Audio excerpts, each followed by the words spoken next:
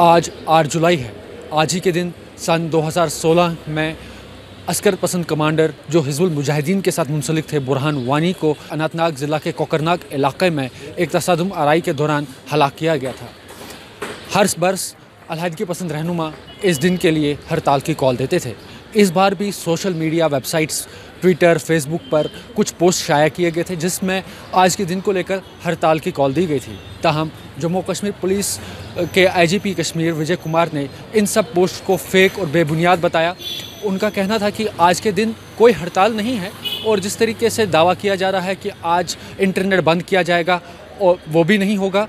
ताहम जो सर्वेलेंस है वो बढ़ा दी जाएगी और सोशल मीडिया पर इन चीज़ों के हवाले से शेयर करने वाले पोस्ट्स और अफराद जो ये पोस्ट शेयर कर रहे हैं उनके खिलाफ कार्रवाई की जाएगी।